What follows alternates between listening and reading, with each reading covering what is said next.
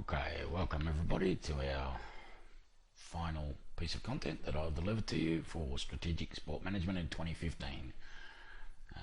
So this is a review lecture, so obviously we're going to have a look at our journey throughout the course, but considering the timing of the semester, you've got your second major assessment piece already in, you've probably finished other subjects, maybe you have exams left, but we are getting towards the end of the year, so I thought I'd try and set the scene and capture the mood of everybody when you get to this time of year for students. So let's have a bit of a song and dance to celebrate what we've achieved. It might seem crazy what I'm about to say. Sunshine, she's here, you can take a break. I'm a hot air balloon that could go to space. With the air, like I don't care, baby, by the way. Clap along if you feel like a room without a roof. Clap along if you feel like happiness is the truth. Clap along if you know what happiness is to you. Clap along if you feel like that's what you want to do.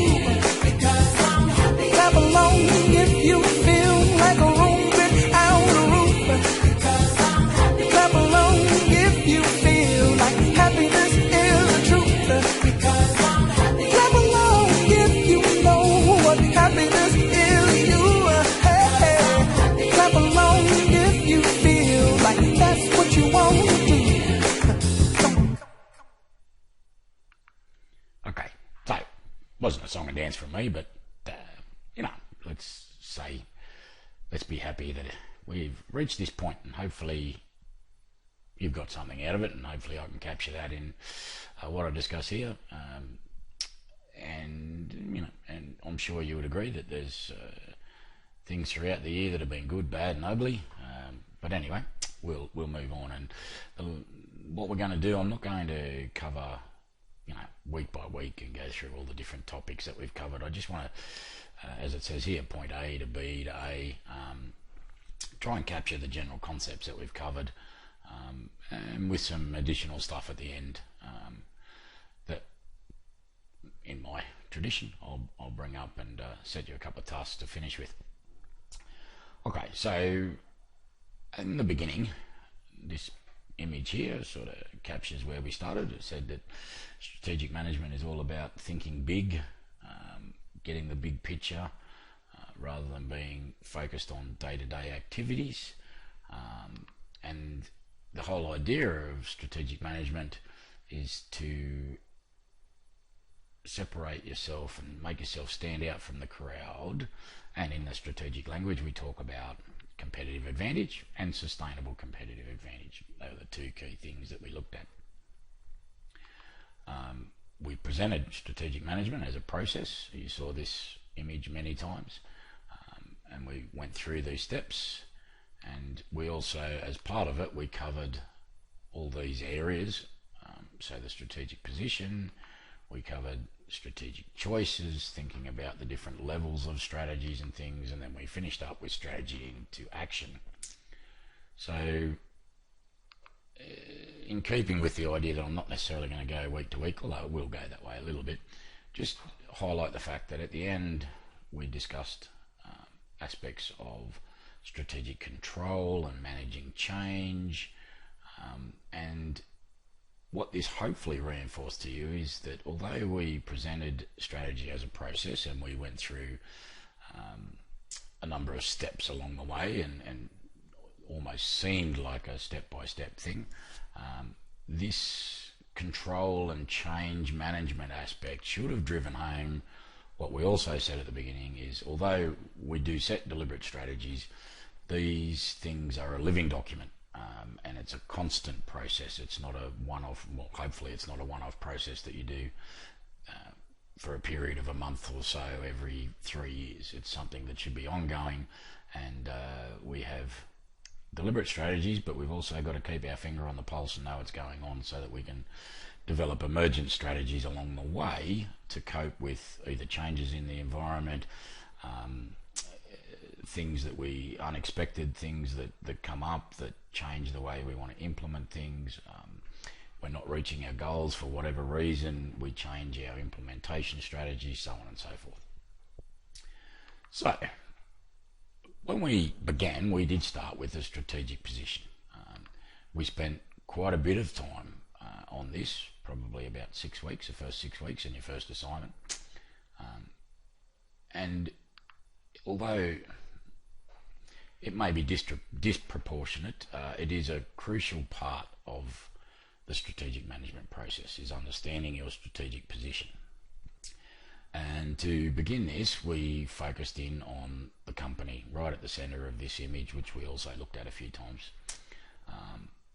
So beginning with the company, we looked at supply chains, trying to understand different ways of looking at supply chains. We used Porter's supply chain model, which we didn't go into in great depth, but just showed these different ways of looking at it. We also presented you with this business model canvas, as just different ways of trying to understand what business your organisation is actually in, how it works, and where you fit into a value chain or a supply chain. So this was important to understand the business, and then we also looked at these statements of purpose: mission, vision, values, at some level of depth, and presented a number of different ways of looking at these things, what's important about them, and particularly values came up a number of times throughout the semester. So all of these things give us a sense of purpose. These things drive our behaviour, or hopefully drive our behaviour. If they're used properly, they certainly do, and that's the way we presented it. We also considered strengths and weaknesses, things like resource-based view, among others, of how to look at the business and its internal environment, the different types of resources, human, financial, physical, intangible, these sorts of things, which also incorporated looking at the industry as well, because we've got to think about these things in a relative sense. We've got to know what business we're in, what's important in that industry, and then how we rate against our competitors on key success criteria. Alright, so that's a quick down and dirty think about what we did with the company at the centre of the circle. We then moved out and thought about the broad or external environment, focusing first on our task environment or micro environment, and we used Porter's model to do that, and thought about these different factors that influence our competitive environment. After the competitive environment, we moved out to our broad or macro environment, and we used our PEST model and the like to think about that and understand what's going on in these broad environments. And crucial to both of these, the task and the broad environment, was that we're interested not only in a snapshot at a given point in time, but we've got to understand trends in these environments, so that, because ultimately we're looking forward in our strategic planning, and we've got to know what the expectations are of what's going to go on, how the industry is going to be impacted or affected by expected changes in the environment. This all is crucial information for our strategic planning. And ultimately our broad environment is our opportunities and our threats.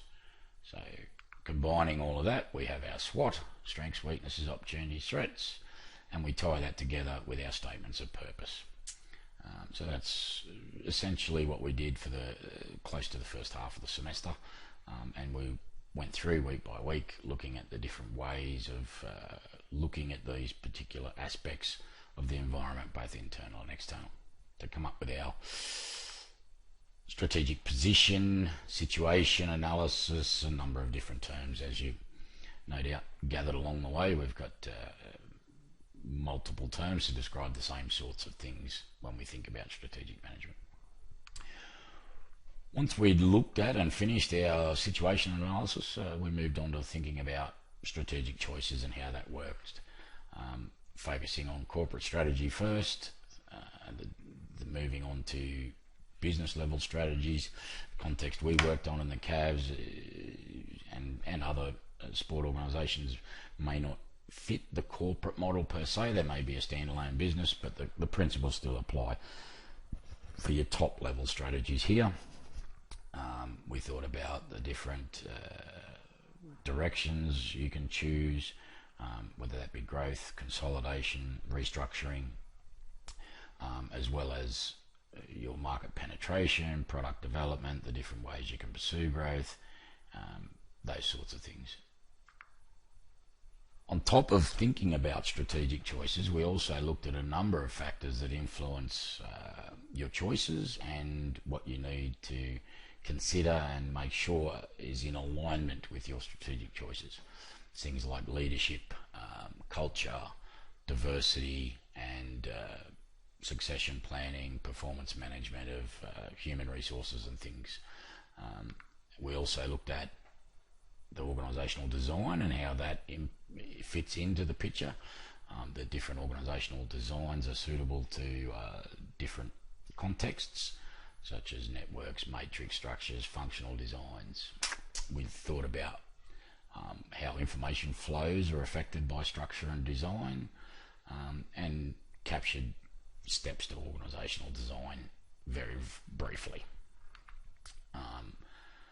So that was our strategic choices, and then we have strategy to action was where we finished, where we focused on predominantly the balanced scorecard and how we need to link our top level strategies, directions, methods, identify key strategic pillars, strategic themes, strategic priorities, and that meet our needs, that all align through to our key strategic issues that we identified in our situation analysis, and then how we go about actually setting up our operational plans and strategies to align with our desired end goals and objectives.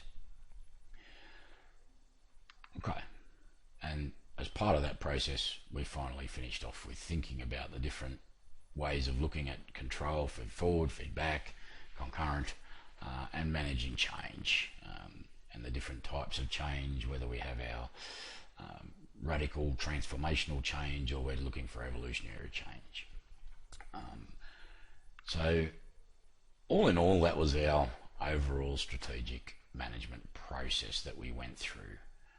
And essentially what we did is we provided you with a toolbox, and as this image sort of indicates, there was lots of models, and different ways of looking at things, and I know sometimes you may have felt overwhelmed by the number of models, but trust me, you've only been given the basic toolkit, and that's enough for you. Hopefully you've got enough of your toolkit, and you should have been able pretty much develop your own textbook and your own set of tools and understandings of how this all works, and this is beneficial to you.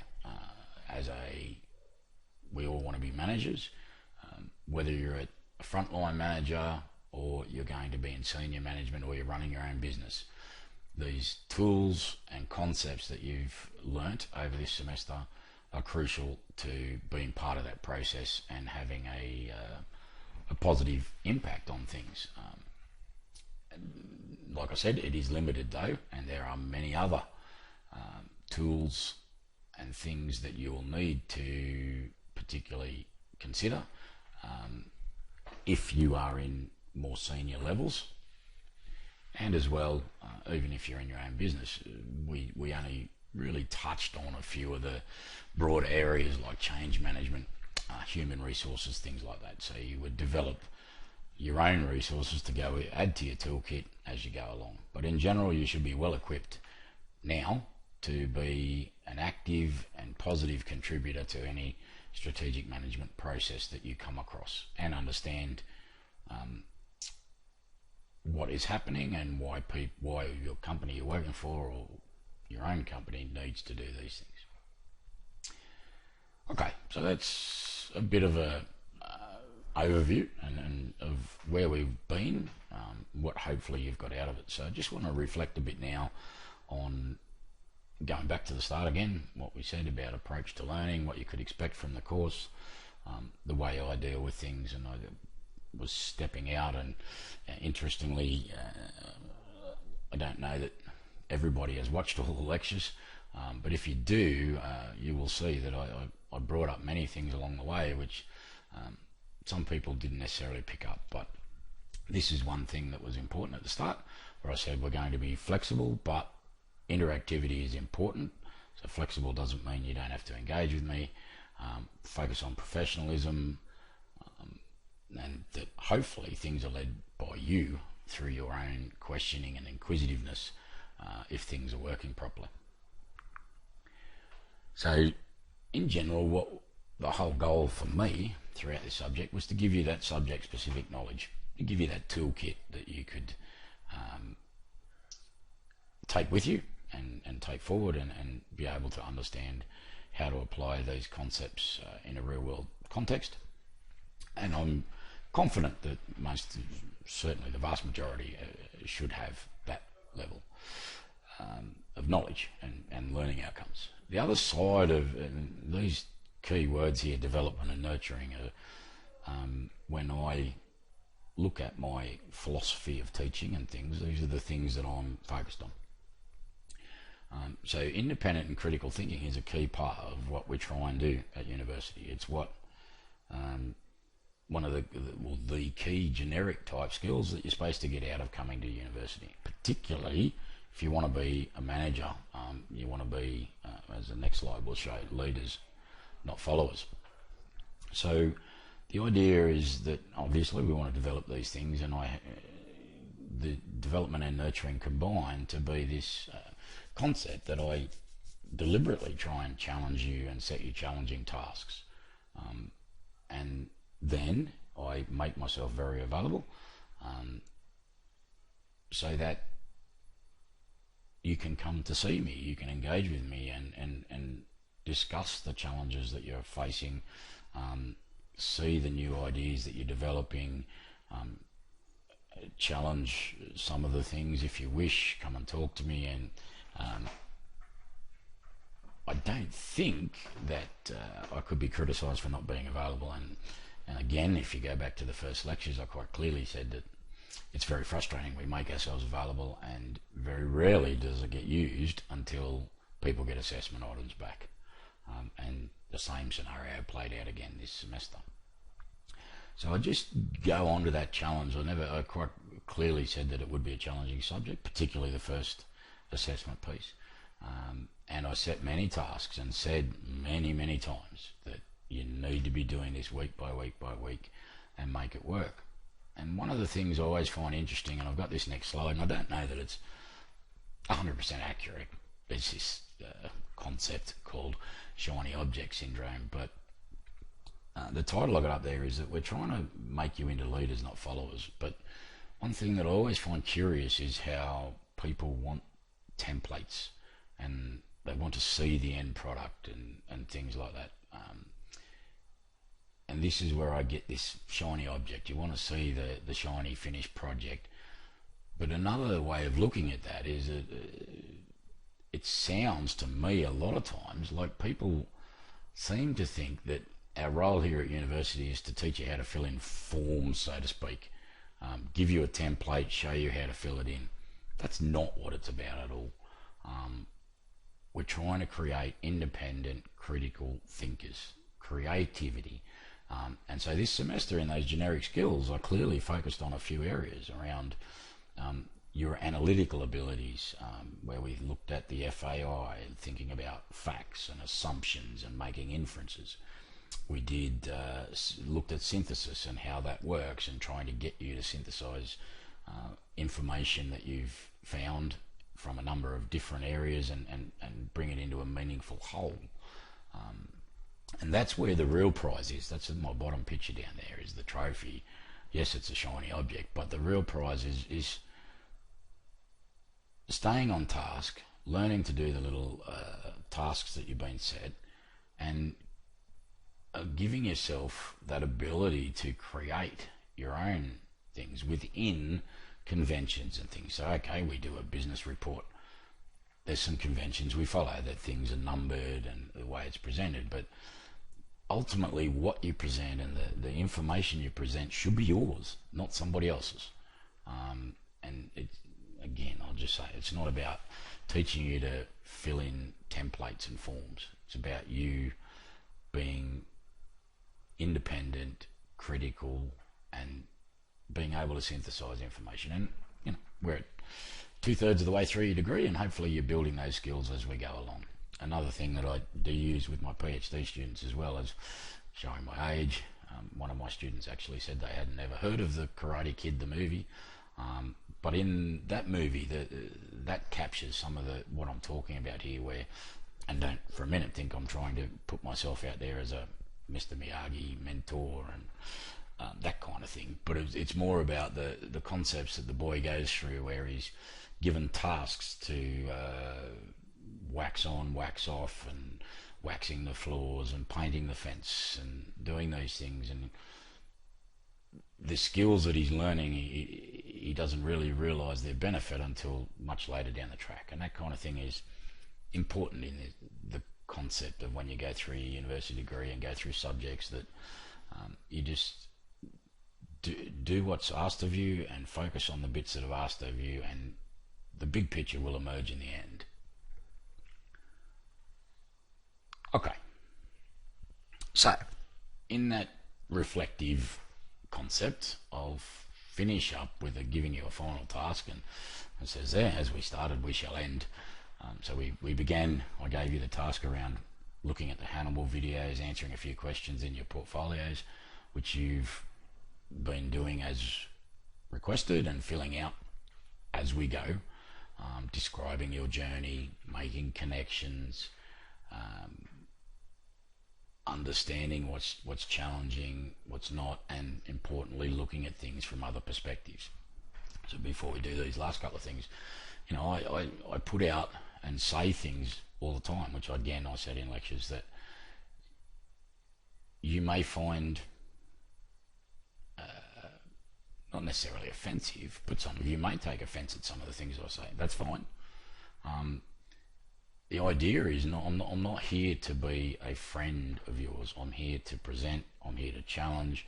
I'm here to listen to you and give you feedback. These sorts of things. I'm not here to hold your hand and be your best friend.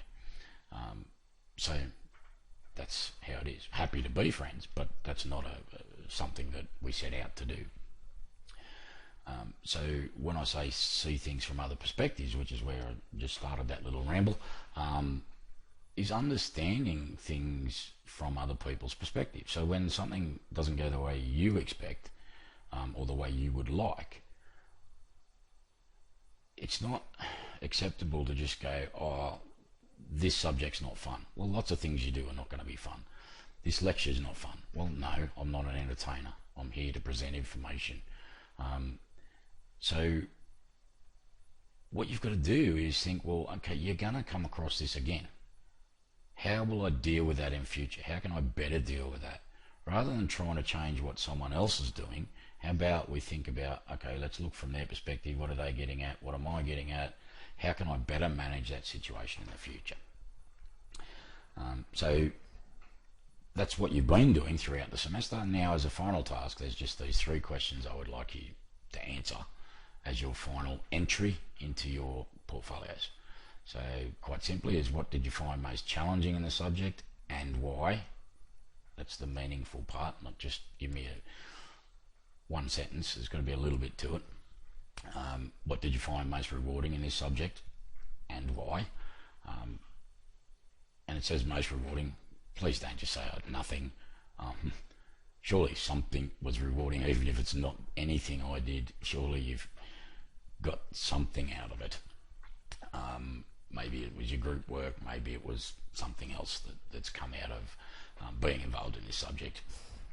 And then as a final one, I want you to revisit the professionalism criteria that I put up at the beginning of the unit, and I pasted it again in some bigger fonts so that you can easily read it, and rate yourself on that scale and against those criteria as to where you sit in that scheme, and explain why you've given yourself the rating, and use examples to help explain that.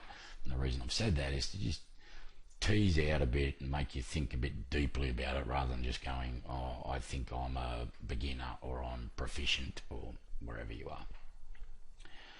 So that's our final task.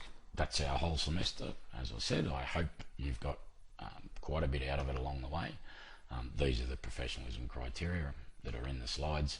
As I said, I'm already going to put it up as a PDF as well on the Moodle site. And just as a final takeaway message, I'll leave you with two of my favourite sayings. Some of you may have seen them before, but I do think they capture a lot of what I try and say.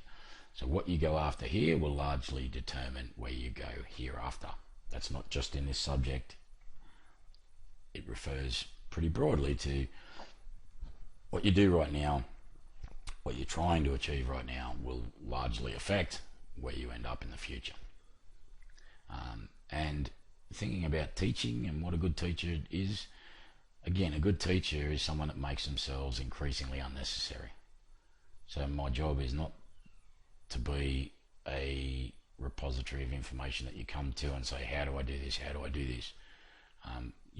The idea is to make you able to do things for yourself, make decisions for yourself, and be creative and be independent and be critical. I know I've said those words plenty, but that is the whole scheme of things.